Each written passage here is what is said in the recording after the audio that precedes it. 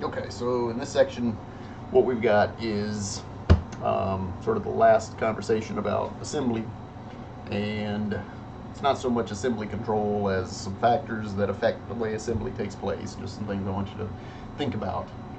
So the first one is a concept that I have mentioned a couple of times before, and that is the fact that form and function go together.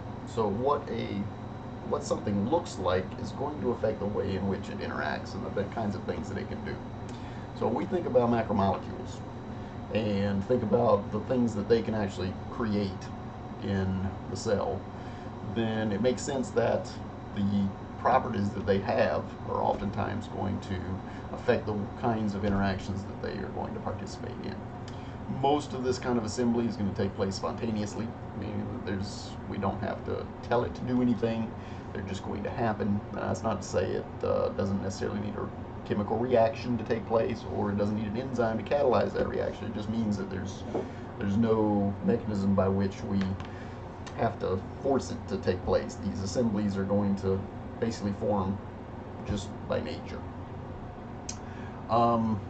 Good example of that would be the lipids. Remember, those guys are very nonpolar, and we'll talk a little bit more about lipid structure when we get to the plasma membrane. I'm going to leave it for when we get to the cell to talk about those. But because they tend to be nonpolar, that means that they tend to participate in a lot of hydrophobic interactions. So here's a structure you've probably seen before, maybe a little more cartoon drawing than computer generated model, but this is a micelle, and you see the glycosidic heads of these lipids, and of course these are the fatty acid tails, the CH2s going down, and it's this blue stuff that's very hydrophobic. And remember, we define hydrophobic interactions as these things like to gather together and they exclude water. So in the aqueous environment, of course, water would be out here around the surface and would be excluded from the inside where all these fatty acids are interacting with each other. Now, when we get to the membrane, we will sort of build on this idea and create what we call the phospholipid bilayer, which is a little bit bigger structure from the micelle. So bottom line here, though, is that the structure, the form of lipids is going to change the way or affect the way their structure spontaneously takes place. So if you were to just dump a bunch of lipids into an aqueous environment, they would naturally assume this shape. Another concept to be mindful of is the order of things is oftentimes very important. And this is going to bring out another concept called emergent properties. I don't know if you've heard of that before, but it is a pretty important biological concept where when things get together, they tend to have properties that they individually did not have before. So let's think of an analogy, because I think it's the best way to think about it.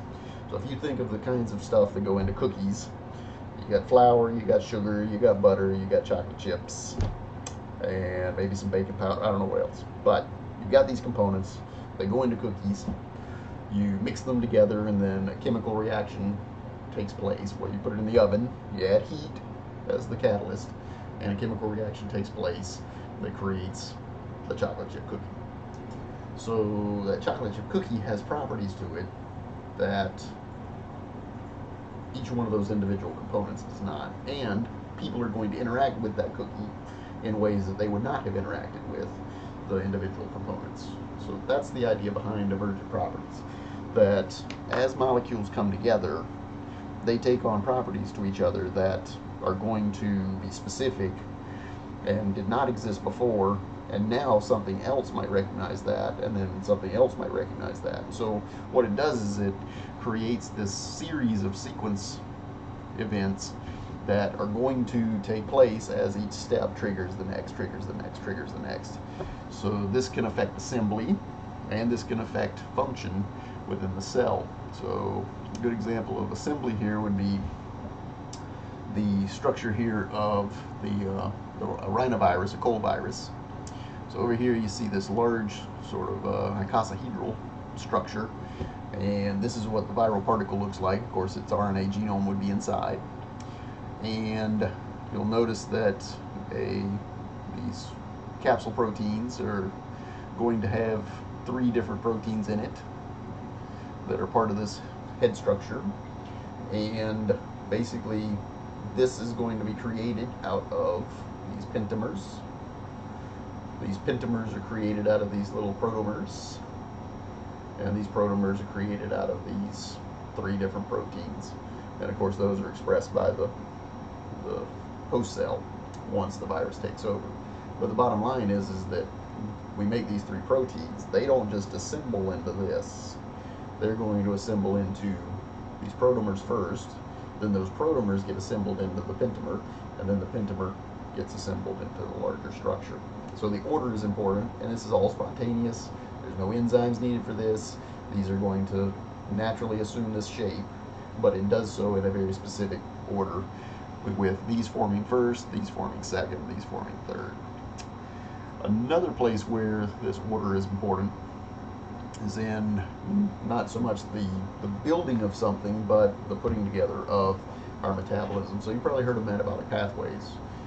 They illustrate this idea as well, where obviously with a metabolic pathway we start with some substrate or something that's going to go into the pathway, and then some kind of a product is going to come out the other side. The way this works, of course, is that each enzyme in the pathway is going to recognize a molecule within that pathway, and the order is maintained in that each enzyme recognizes one thing.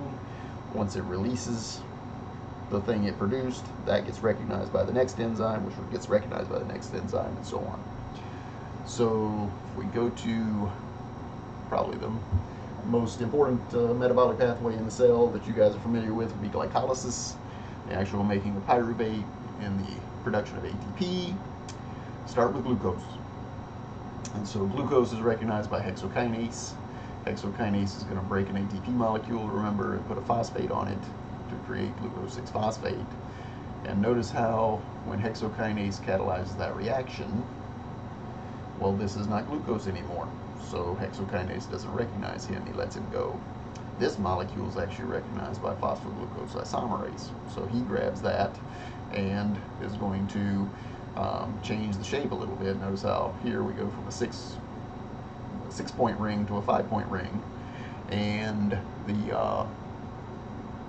that change in shape and conformation triggers phosphofructokinase, and then he adds another phosphate to it, and so on. So each step basically is going to create the next one in line. Each one of these is called a metabolic intermediate.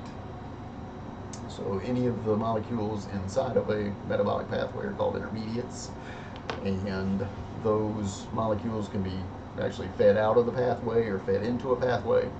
But the bottom line is that the order is maintained simply because each enzyme does what it does, and the one that comes next recognizes what the previous one released. And so that order is really quite important for that process staying in order as well. Another concept, or a couple of other things to kind of talk about here, is that they're stable, they're specific, but we want them to be transient. We've talked about that a couple of times. And we also want to control them very carefully in who's interacting with whom and at what time. And so several things that might affect this will be the concentration of interactants. So if we need a hormone to bind a receptor to trigger some event, well, what if we put 2 times the amount of hormone in, or 3 times the amount of hormone in? Well, that'll trigger more of the event, so we can control things that way. The stability of the interaction is very important.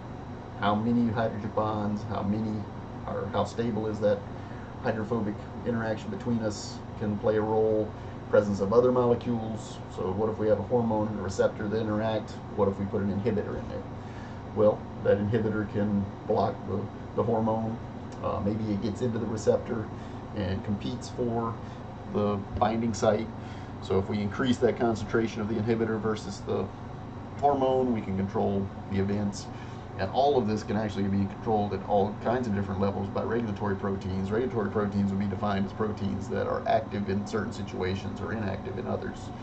And when they detect something is going on outside, they can in turn basically affect the way in which other properties or events take place. So it's in these ways that we can work our way through something like a cell cycle, or cell division, or make a cell migrate, or make cells turn genes on or genes off. So you can see now how this whole process is just really building us up towards that time where we get to talk about how cells are going to build these larger structures and actually take on some identity based on where they are and who they are within that embryo. So definitely spend some time on these last few lectures, the advantages to the modular nature and this idea of assembly, because these are some pretty important concepts for the whole rest of the course. Okay. Next time we'll get into some of the macromolecules, talk about the DNA and RNA as the nucleic acids, and we'll talk about proteins as well before we move on to some cellular stuff. Talk to you later.